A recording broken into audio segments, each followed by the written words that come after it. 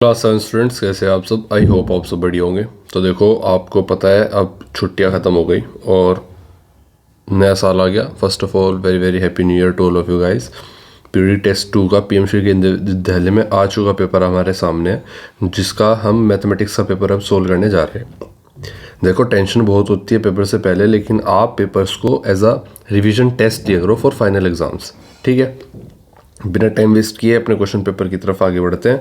आपको सब चीज़ें पता ही है कि हम क्वेश्चन पेपर में क्या सीखते हैं। हम सीखते हैं कैसे हम पेपर को सोल्व करें, मतलब अप्रोच क्या हमारा क्लियर होता है, हमारा रिवीजन क्लियर होता है, और क्या हमें मिलता है, मोस्ट इंपॉर्टेंट क्वेश्चंस मिलते हैं इससे, ठीक है? इसलिए हमें ये पेपर सोल्व करना चाहिए और ये बेस्ट तरीका है। देखो, समय के साथ तुम्हें पता चलेगा कि पेपर सोल्व करना एज अ मॉक ज़्यादा अच्छी चीज़ है।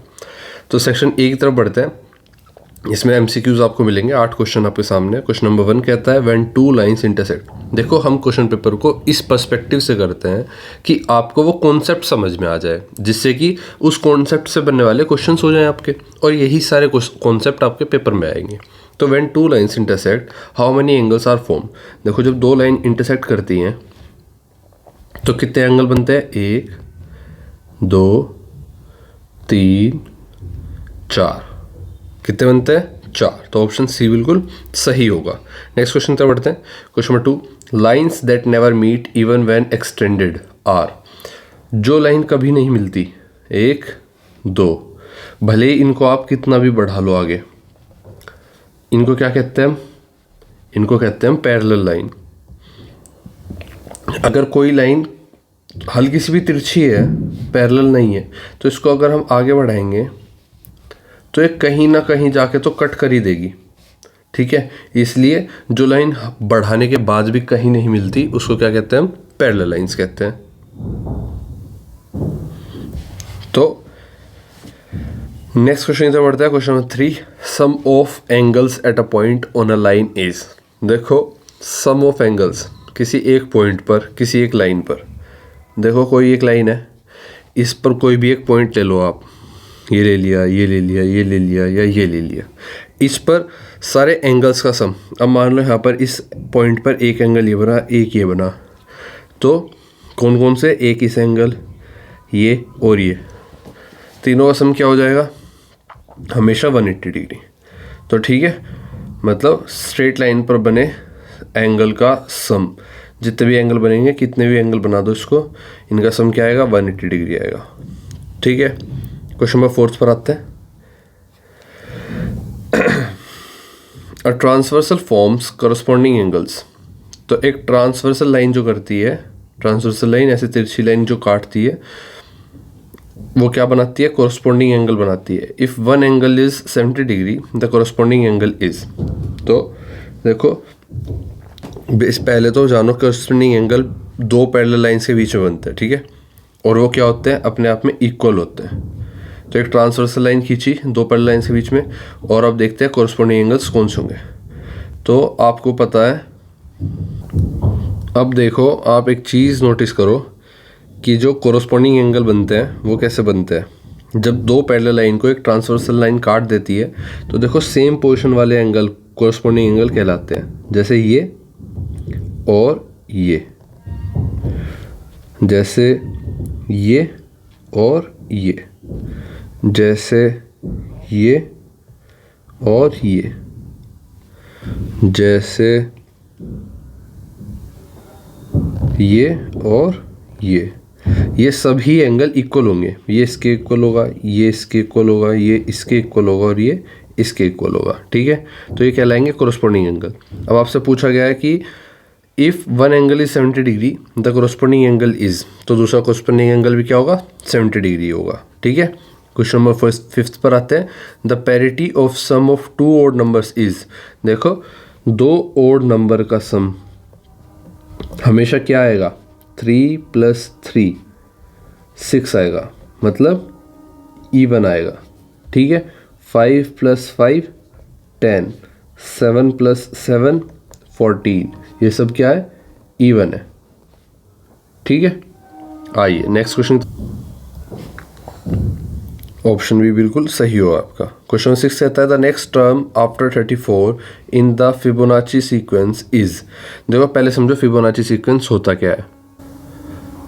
हर नंबर मान लीजिए 30 ही नंबर है, इससे पिछले दो नंबर क्या थे 28 29, तो 28 और 29 का सम होगा अगला नंबर क्या होगा 28, पिछले दो नंबरों का सम होगा। तो मान लो आपके पास 30 है, तो पिछले दो नंबर कौन से हो गए 29 और 30। इसी तरह से आपको एक नंबर दे दिया गया कि the next term after 34 in the Fibonacci sequence is, तो नेक्स्ट टर्म क्या आएगी, तो 34 के बाद क्या आएगी पिछले दो, नेक्स्ट देखो 34 है, नेक्स्ट टर्म निकालनी है, तो 34 से पहले वाली टर्म के साथ 34 का एडिशन करके वो टर्म लिखी जाएगी। ठीक है, अब आइए इसको पूरा कर लेते हैं शुरू से। तो फिबोनाची सीक्वेंस स्टार्ट होता है 0 से, 0 फिर इसके बाद 1, 0 और 1 कितना हो गया 1 हो गया, 1 और 1 कितना हो गया 2 हो गया, 2 और 1 कितना हो गया 3 हो गया, 3 और 2 कितना हो गया 5, 5 3 8, 8 5 13, 13 8 22, 21, 21 और 13 34, और हमसे क्या पूछा गया 34 के बाद की नेक्स्ट टर्म पूछी गई है, तो 34 और 21 इन दोनों को जोड़ के आपको नेक्स्ट टर्म बतानी है। ठीक है, तो 55 आपका आंसर हो गया। Option A 35, option B 55, C 21, D 89, तो ऑप्शन बी बिल्कुल सही होगा। क्वेश्चन नंबर 7 पर आता है, the total of all rows sorry guys, the total of all row sums in a 3x3 grid using numbers 1 to 9 is, तो आपके सामने कहा गया है 3x3 ग्रिड की एक ऑल रो सम करना है आपको 1 से 9 तक के लिए, तो नंबर्स 1 से 9 का सम करना है बेसिकली। तो 9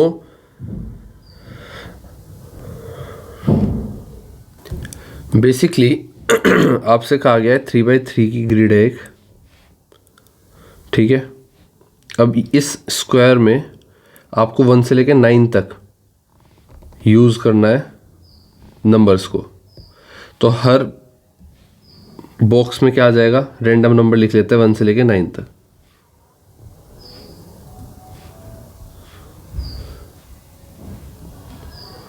ठीक है, अब आप नोटिस करो कि हर रो का सम R1 R2 R3 और फिर R1 का सम प्लस R2 प्लस R3 क्या होगा, ये यही तो होगा कि 1 + 2 + 3 + 4 + 5 + 6 + 7 + 8 + 9।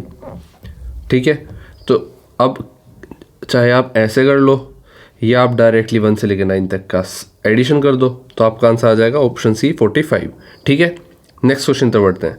Question number 8, if all 4 angles formed by 2 intersecting lines are equal, the lines are, देखो अगर चारों एंगल दो लाइन के इंटरसेक्ट होने के बाद इक्वल है, ठीक है,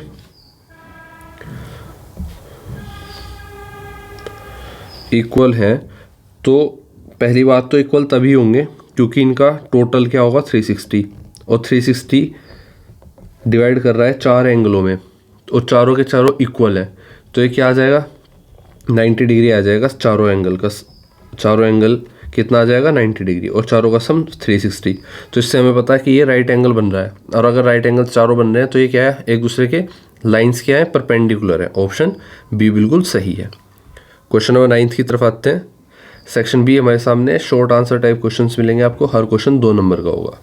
क्वेश्चन नंबर 9 कहता है कि डिफाइन करो parallel lines and perpendicular lines with 1 example.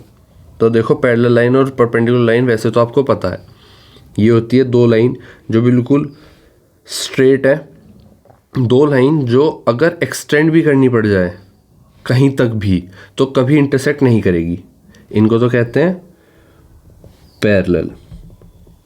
और जो लाइन एक दूसरे को कट करने के बाद चारों एंगल इक्वल बनाती है उसको कहते हैं परपेंडिकुलर।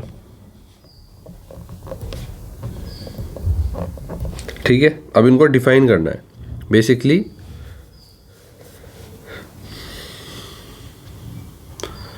तो आप पहले पैरेलल लाइन से लिख लेते हैं।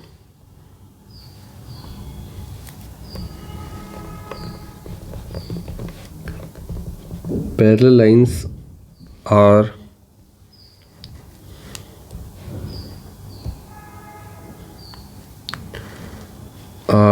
lines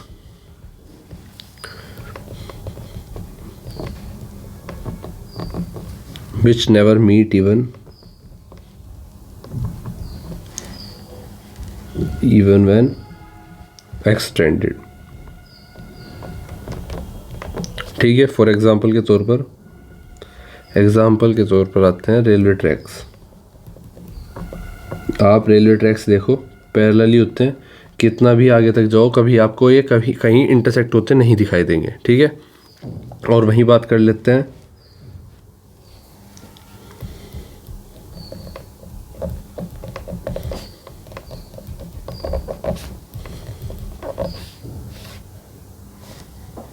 परपेंडिकुलर लाइंस की।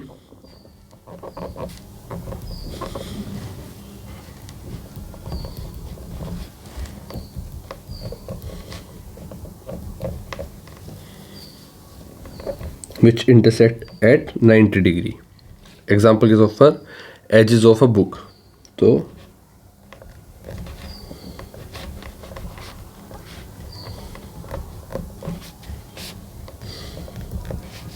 ठीक है, नेक्स्ट क्वेश्चन तो पढ़ते हैं। Question number 10th, two angles are in the ratio 4:5 and their sum is equal to 90 degree, find the angles. देखो, अगर दो एंगल है और रेशो है उनका 4x और 4:5, तो आप क्या करोगे, रेशो को x से मल्टीप्लाई करके क्वेश्चन बनाते हैं। सबसे पहले क्या करोगे आप, let the angles be 4x and 5x। उसके बाद आप 4x प्लस 5x को देखोगे कि कितना होता है। बताया गया है कि 90 डिग्री है। ये कितना हो गया, 9x। आंसर 90 डिग्री, और x की वैल्यू आ गई आपकी 90 डिवाइड बाई 9 जो कि 10 हो गया। ठीक है, अब x की वैल्यू 10 है तो एंगल्स आर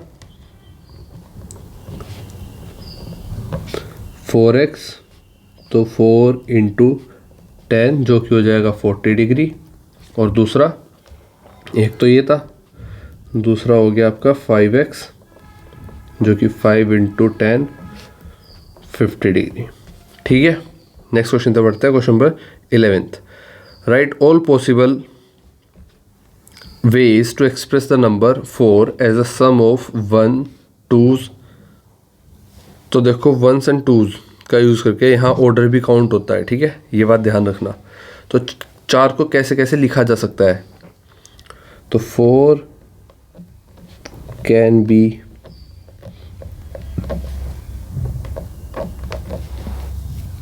expressed as 1 + 1 + 1 + 1। कितना आ गया, 4। 2 + 1 + 1, ये भी 4। 1 + 2 + 1, देखो 2 की पोजीशन चेंज करेंगे हम अब। फिर 1 + 1 + 2, तो हमने 2 को हर जगह रख कर देख लिया, 1 को हर जगह रख कर देख लिया। अब सिर्फ 2 + 2 रखेंगे, तो कितनी बार हुआ। तो आपने देखा कि क्वेश्चन नंबर 11th कहता था write all possible ways to express the number 4 as a sum of 1 and 2s। तो आपने देख लिया पॉसिबल वे कितने, ये पॉसिबल वे हैं 5 तरीके हैं। नेक्स्ट क्वेश्चन तक बढ़ते हैं। Question number 12th, determine the parity odd and even की of the sum of 2 even numbers and 3 odd numbers. देखो 2 इवन और 3 ऑड्स। 2 इवन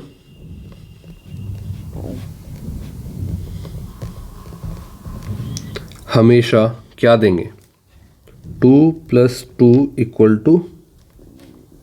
4। 10 + 10 = 20। 6 + 6 = 12। क्या देंगे, हमेशा आपको देंगे एक इवन नंबर।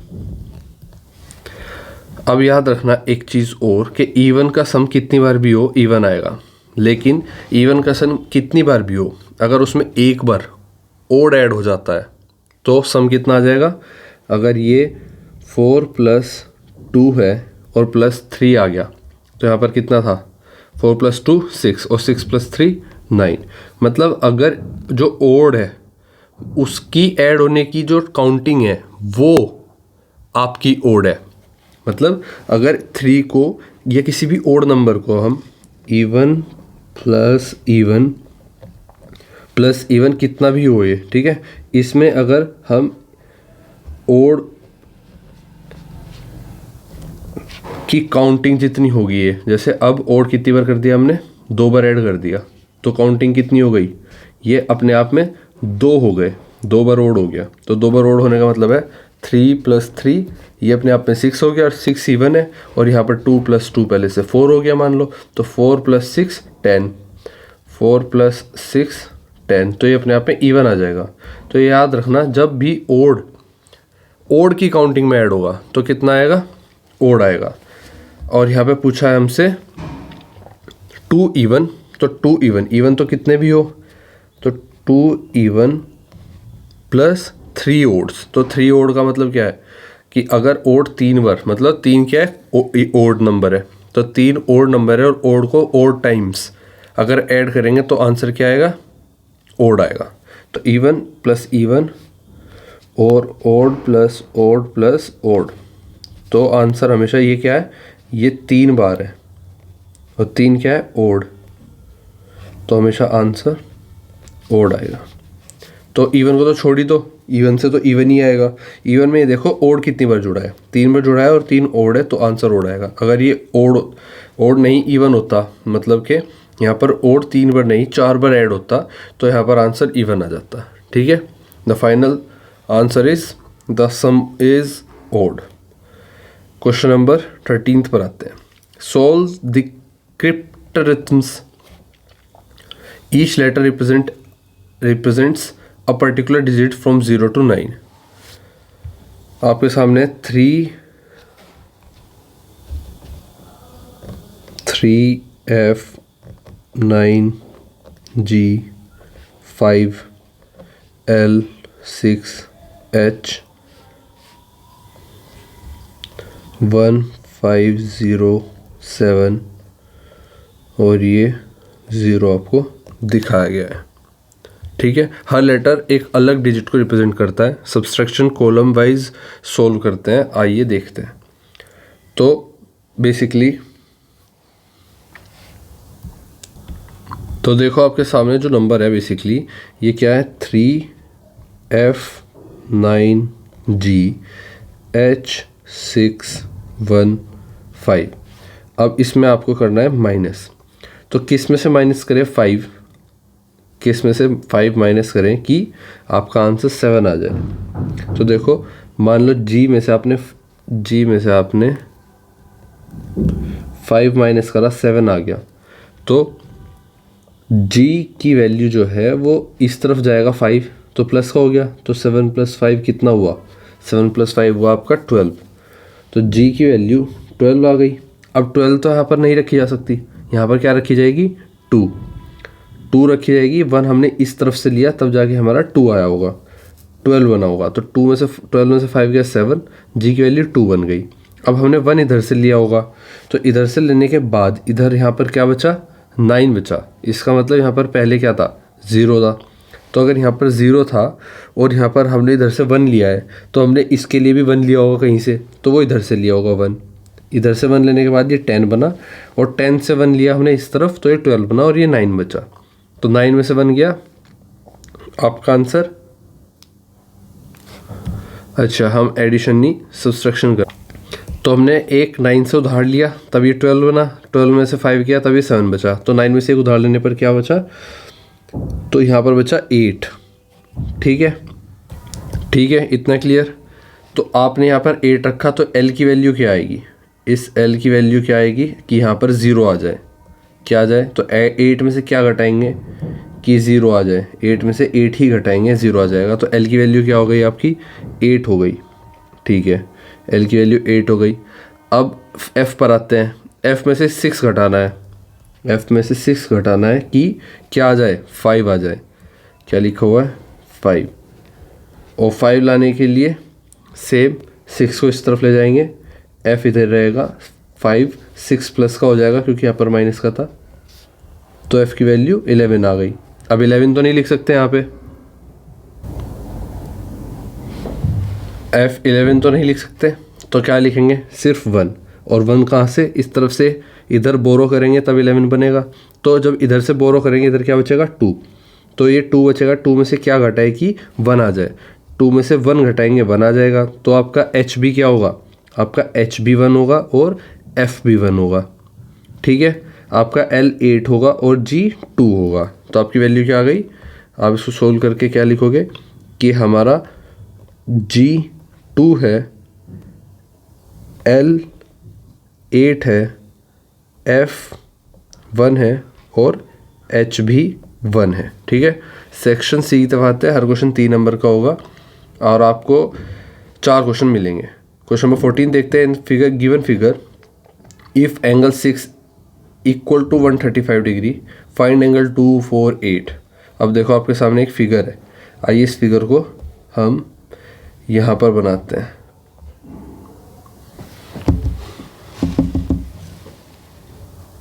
देखो इसमें हमें फिगर बनाने की ज़रूरत नहीं है, आप ध्यान से देखो।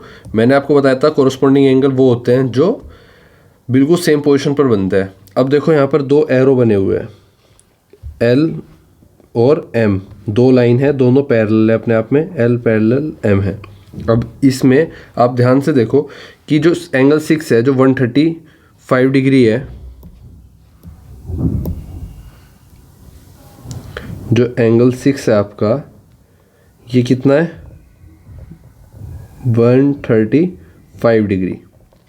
तो इसका आपको निकालना है एंगल 2, एंगल 4, एंगल 8। एंगल 8 कितना होगा, वर्टिकली अपोजिट, तो ये तो सेम ही आ जाएगा 135 डिग्री। और एंगल 2 निकालना है, एंगल 4 निकालना है। अब देखो एंगल 2 देखो एक बार ध्यान से, क्या ये सेम पोजीशन पर नहीं है, क्या ये कोरोस्पोंडिंग एंगल नहीं है। तो अगर ये कोरोस्पोंडिंग एंगल है तो क्या होगा, ऑलवेज सेम होगा, तो ये भी 135 डिग्री होगा। और एंगल 4 निकालना है, तो देखो एंगल 4 एंगल 8 के कोरोस्पोंडिंग है और एंगल 2 के वर्टिकल है, तो ये भी कितना होगा, 135 डिग्री। तो सारे एंगल कितने होंगे, 135 डिग्री। नेक्स्ट क्वेश्चन की तरफ बढ़ते हैं। क्वेश्चन नंबर 15 ये हमने कंप्लीट किया। क्वेश्चन नंबर 15 की तरफ आता है। Using formulas 2n and 2n minus 1 find the 25th even number and the 25th odd number. देखो आपको 25वां इवन और 25वां ओड नंबर जानना है 2n और 2n minus 1 की मदद से, इस फॉर्मूले की मदद से। आप कैसे करेंगे, देखो इवन 2n होता है हमेशा, याद रखना। और 25वां नंबर कौन सा होगा, 225, 2 इंटू 25, जो कि आपका आ गया इवन नंबर। 25वां इवन नंबर आ गया आपका 50। वैसे ही ओड होता है आपका हमेशा। ओड को जानने का, कोई भी ओड होगा वो इस फॉर्मूले में लिखा होगा। और 25th टर्म क्या होगी, n मतलब 25, तो वो 25th क्या होगी, 2 इंटू 25 माइनस 1। तो ये कितना आ जाएगा, 2 25 50 और 50 माइनस 1 49। तो आपका 25th इवन नंबर और ये आपका 25th ओड नंबर आपके सामने। ठीक है, क्वेश्चन नंबर 16 पर आते हैं। Explain why the magic sum of 3 into 3 magic square using numbers 1 to 9 must be 15। Also state why the number 5 must be at the centre. तो आपको ये बताना है कि इन 3/3 मैजिक स्क्वायर का सम हमेशा 15 क्यों होता है, और बताना है बीच में 5 क्यों लिखा जाता है। देखो सम ऑफ नंबर्स हम यहाँ से देखते हैं, जो सम ऑफ नंबर्स 1 to 9 है वो कितना आता है, हमें पता है 45। अगर 45 को हम डिवाइड करेंगे 3 से तो 15 आएगा, जो कि मैजिक सम है अपने आप में, याद रखना। ठीक है, तो मैजिक सम को कंप्लीट करने के लिए number 5 is in the centre because it balance, ये बैलेंस करता है सम को, balances sum in all direction. ठीक है, तो ये आपका मैजिक स्क्वायर है।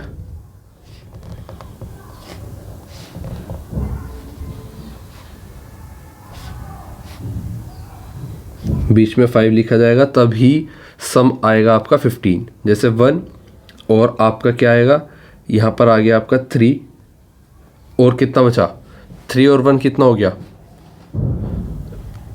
4 और 5 11। तो इस तरह से आप अपना कंप्लीट करते हो। तो आप लिख सकते हैं कि 1 8 और 1 9 4 13 और 2 15 1 8 9 और 6 15 1 5 9 15 और 6 2 8 और 7 15 और आपका 8 और 4 12 और 3 15। तो ये आपने देखा 1 से लेके हमने 9 तक लिखा और सबका सम 15 आया, जिसमें मेन रोल किसका था, बीच में 5 लिखने का मेन रोल था, तभी ये संभव हो पाया। ठीक है, इसलिए मैजिक सम स्क्वायर, जो मैजिक सम है मैजिक स्क्वायर का, वो 15 है। नेक्स्ट क्वेश्चन तरफ बढ़ते हैं। क्वेश्चन नंबर 17 है, 16 हो गया हमारा। ठीक है, नेक्स्ट क्वेश्चन तरफ बढ़ते हैं। Question number 17, draw 2 parallel lines and transversal. Mark 1 pair of corresponding angles and 1 pair of alternate interior angles. देखो 2 लाइन आपने खींची जो कि पैरेलल है, एक ट्रांसवर्सल खींची। अब इसमें आपने नाम रखे 1 2 3 4, इसी तरह से 5 6 7 8। अब इन एंगल्स में आपको बताने हैं 1 पेयर ऑफ कोरस्पॉन्डिंग एंगल। तो कोरस्पॉन्डिंग एंगल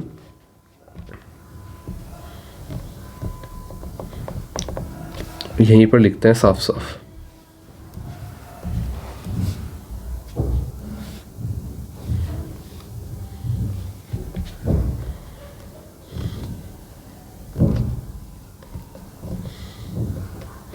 वन 2 3 4 5 6 7 8।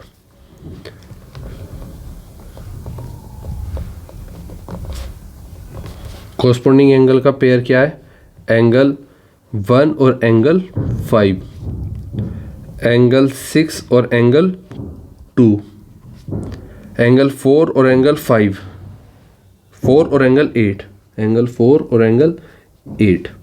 ठीक है, एक पेयर लिखना है, कोई भी लिख सकते हो आप। फिर अल्टरनेट इंटीरियर एंगल का angle 6 equal to angle 4, angle 3 equal to angle 5। ठीक है, इनमें से कोई सा भी लिख सकते हो आप। यही 2 पूछा गया था आपसे। नेक्स्ट सेक्शन डी की तरफ बढ़ते हैं। सेक्शन डी में हमारे पास है केस स्टडी, जो कि 2 क्वेश्चन है आपके 5-5 नंबर के। अब इसमें देखते हैं पहली केस क्या कहता है। केस 1 है कि अ carpenter is designing a decorative wooden grill for a window. ठीक है, विंडो के लिए एक डेकोरेटिव वुडन ग्रिल बना रहा है एक carpenter. The grill has 2 long wooden strips placed parallel to each other. ठीक है, 2 लंबी स्ट्रिप्स हैं जो पैरेलली एक दूसरे के सामने रख दी गई है। उसके बाद ही इंस्टॉल्स अ डायगनल वुडन स्ट्रिप, डायगनल एक वुडन स्ट्रिप रखता है वो, जो कि ट्रांसवर्सल का काम करती है। That cuts across both parallel strips, this intersection forms several pair of angle. सही बात है। While taking measurements he observe that one of the angle is 50 degree. वो देखता है कि एक एंगल 50 डिग्री है। To make the grill symmetrical and well fitted he needs to understand how other related angles are formed from this measurement. तो basically इसी concept पर based question है। अब क्वेश्चन पूछा गया पहला, what is the corresponding angle of 50 degree angle. तो corresponding angle of 50 degree angle क्या होगा, ऑलवेज 50 डिग्री होगा। तो कोरस्पॉन्डिंग एंगल इज, फर्स्ट का आंसर है कोरस्पॉन्डिंग एंगल इज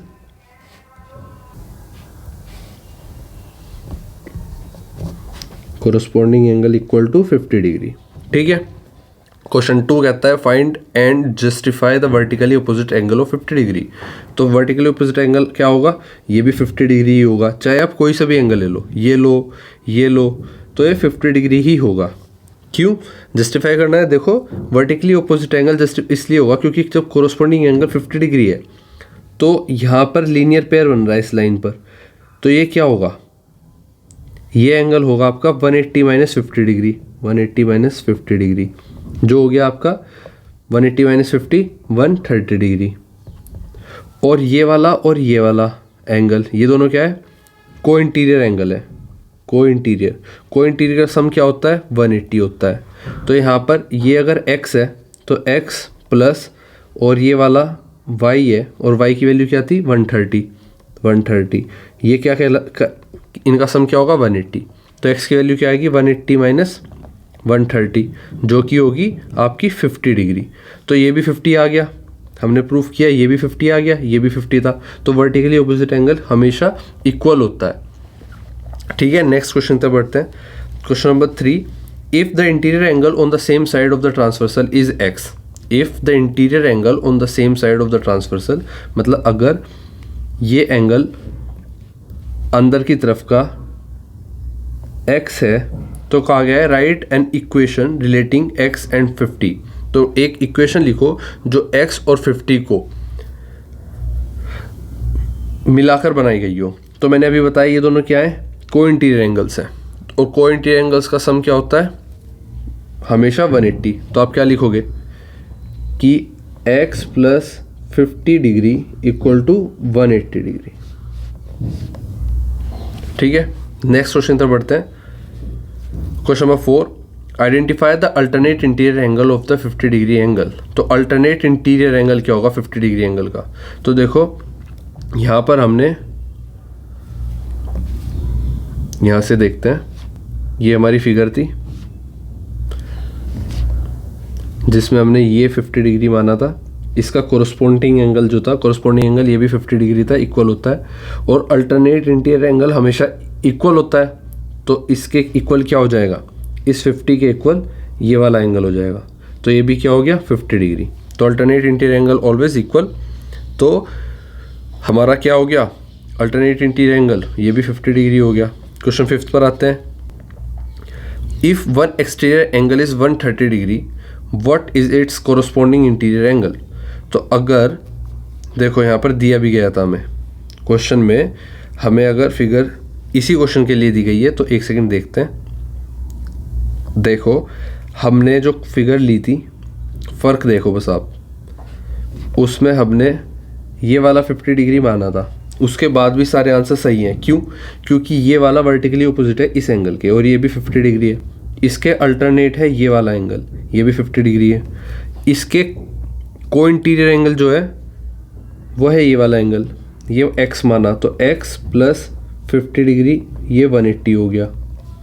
इसके बावजूद अब हमसे कहा जा रहा है कि आपका अगर एक एक्सटीरियर एंगल 130 डिग्री है, एक एक्सटीरियर एंगल मान लीजिए ये 130 डिग्री है, तो पूछा गया what is it's corresponding interior angle. Corresponding interior angle क्या होगा, अब समझते हैं कोरस्पोंडिंग इंटीरियर एंगल है क्या। देखो अगर ये कहता कोरस्पोंडिंग एक्सटीरियर एंगल, तो इसकी बात करते हैं, और कोरस्पोंडिंग इंटीरियर एंगल की बात कर रहा है, तो हम बात कर रहे हैं इसकी। तो कोरस्पोंडिंग इंटीरियर एंगल क्या होगा, इक्वल होगा। ठीक है, तो कोरस्पोंडिंग इंटीरियर एंगल भी कितना होगा,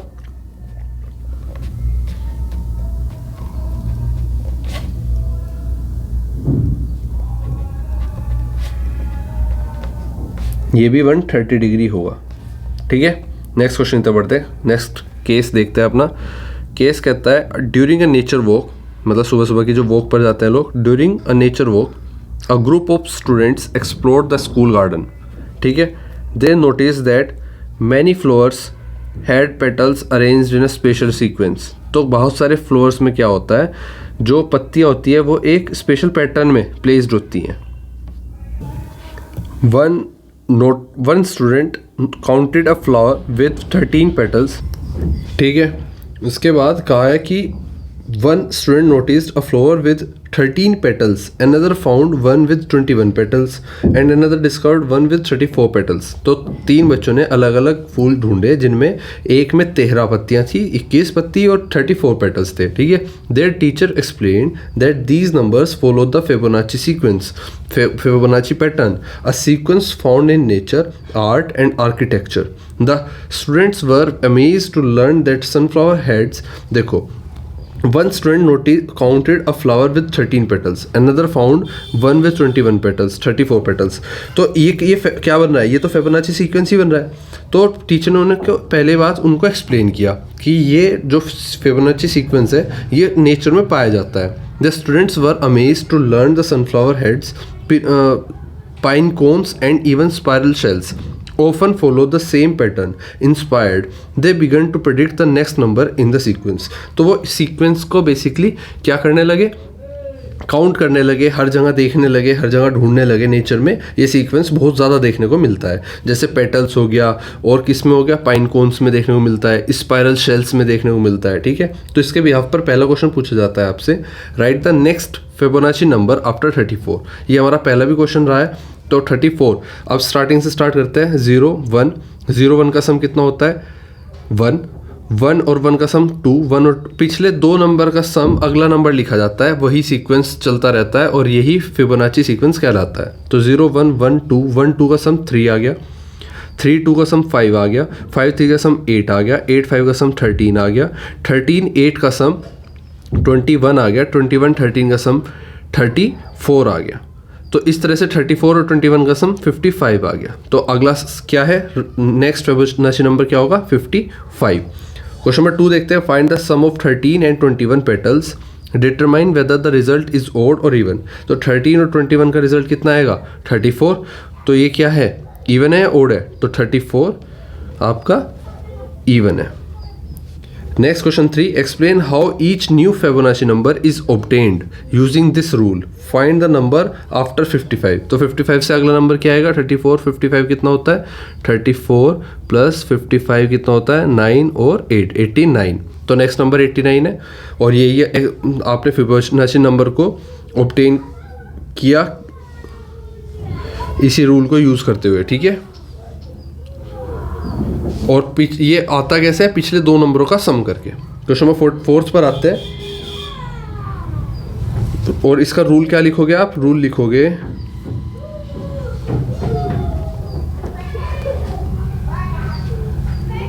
एड प्रीवियस 2 नंबर्स, ठीक है। क्वेश्चन नंबर 3 हो गया आपका। क्वेश्चन नंबर 4 पर आता है, right the first 5 numbers of the Fibonacci sequence starting from.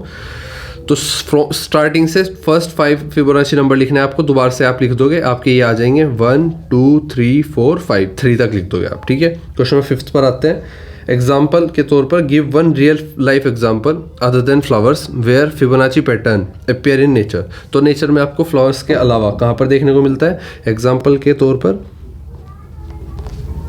आपको मिलता है स्पाइरल शेल में, ठीक है। तो आई होप आपको ये समझ में आया होगा और आपको पेपर में हेल्प मिलेगी। मिलते हैं आपसे आपकी क्लास के नेक्स्ट क्वेश्चन पेपर को सोल्व करते हुए। अगर आपके पेपर में टाइम कम है तो पेपर की पीडीएफ निकालने के लिए आप वीडियो भी ना देखें, डायरेक्ट पीडीएफ निकाल लो मेंबरशिप ज्वाइन करके। जितनी सारी पीडीएफ है हर चैप्टर की, हर सब्जेक्ट की, वो आपको मिल जाएंगी। और आप जिस भी पीडीएफ में जिस भी सब्जेक्ट में अटकोगे फिर उसकी वीडियो डायरेक्ट देख लेना, ठीक है। और अगर आपके पास टाइम है और आप मेंबरशिप ज्वाइन नहीं करते तो सारे पेपर्स देख लो जल्दी से, क्योंकि पेपर आपके जिन बच्चों के बच्चे हैं वो इतना टाइम नहीं बचा अब आपके पास कि आप ज़्यादा चीज़ें करो। तो रिवीजन के लिए, प्रैक्टिस के लिए, इंपॉर्टेंट क्वेश्चंस के लिए करते रहो। और मिलते हैं आपसे अगली वीडियो में, तब तक के लिए बाय दोस्तों।